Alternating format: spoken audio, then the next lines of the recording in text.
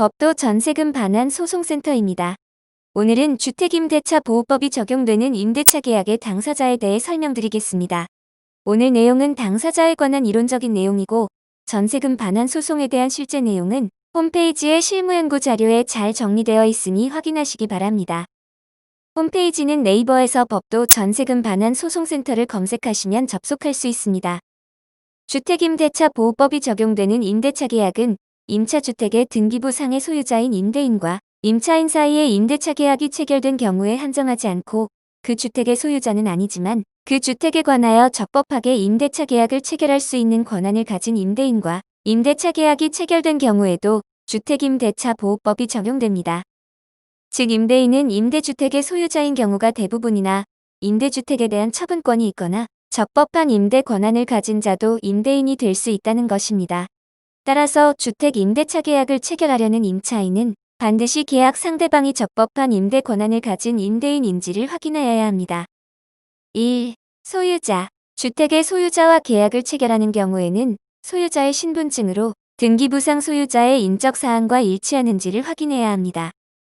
2. 공동소유자. 주택이 공동소유로 되어 있는 경우 그중 일부 공유자와 임대차 계약을 체결하는 경우에는 그 공유자 지분이 과반수인지를 등기부 갑구를 통하여 확인해야 합니다.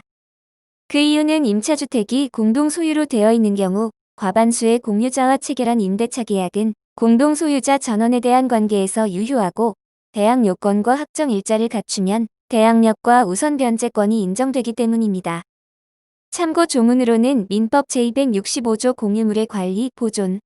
공유물의 관리에 관한 사항은 공유자의 지분의 과반수로서 결정한다. 그러나 보존 행위는 각자가 할 수 있다. 입니다.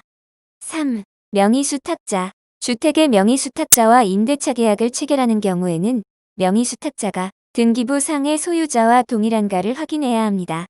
명의수탁자는 명의신탁의 법리에 따라 대외적으로 적법한 소유자로 인정되고 그가 행한 신탁 목적물에 대한 처분 및 관리 행위는 유효하기 때문입니다. 그리고 명의신탁자가 명의신탁 해지를 원인으로 소유권 이전 등기를 마친 후 주택의 반환을 요구해도 임차인은 그 요구에 따를 필요가 없으며 명의신탁자는 명의수탁자의 지위를 승계한 것으로 보므로 임차인은 임차권을 주장할 수 있습니다. 참고 용어. 명의신탁이란 소유관계를 공시하도록 되어 있는 재산에 대하여 소유자 명의를 실소유자가 아닌 다른 사람 이름으로 해놓는 것을 말한다. 명의신탁이 된 재산의 소유관계는 신탁자와 수탁자 사이에서는 소유권이 그대로 신탁자에게 있지만 대외관계 또는 제3자에 대한 관계에서는 소유권이 수탁자에게 이전, 귀속된다. 4. 대리인. 주택 소유자의 대리인과 임대차 계약을 체결하는 경우에는 위임장과 인감증명서를 반드시 요구해야 합니다. 위임장에는 부동산의 소재지와 소유자 이름 및 연락처, 계약의 목적, 대리인 이름, 주소 및 주민번호, 계약의 모든 사항을 위임한다는 취지가 기재되고 연월일이 기재된 후 위임인의 인감이 날인되어 있어야 하며 반드시 인감증명서가 첨부되어야 합니다. 인감증명서는 위임장에 찍힌 위임인의 날인 및 임대차 계약서에 찍을 날이니 인감증명서의 날인과 동일해야 법적으로 문제가 발생하지 않기 때문입니다. 5. 주택 소유자의 배우자. 그 배우자가 자신의 대리권을 증명하지 못하는 이상 그 계약의 안전성은 보장되지 않습니다. 즉, 부부에게 일상가사 대리권이 있다고 하더라도 주택을 임대하는 것은 일상가사에 포함된다고 보지 않기 때문입니다. 참고 판례. 민법 제827조 제1항에서 부부 평등의 원칙에 따라 부부 상호 간에는 일상적인 가사에 관해 서로 대리권이 있다라고 규정하고 있다. 일상적인 가사란 부부의 공동생활에 통상적으로 필요한 식료품 구입, 일용품 구입, 가옥의 월세 지급 등과 같은 의식주에 관한 사무, 교육비, 의료비나 자녀 양육비의 지출에 관한 사무 등이 그 범위에 속한다.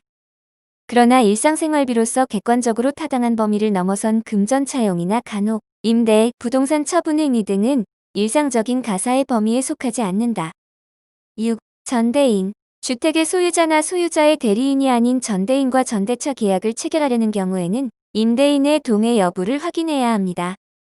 임대인의 동의 없이 전대차 계약을 하였을 때에는 그 계약은 성립하나 전차인은 임차권을 주장할 수 없기 때문에 임대인의 인감증명서가 첨부된 동의서를 받아두는 것이 안전합니다.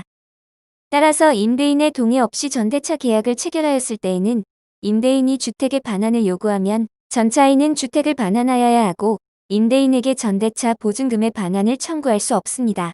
다만 전차인은 전대차 계약을 체결한 전대인에게 전대차 보증금의 반환을 청구할 수 있습니다.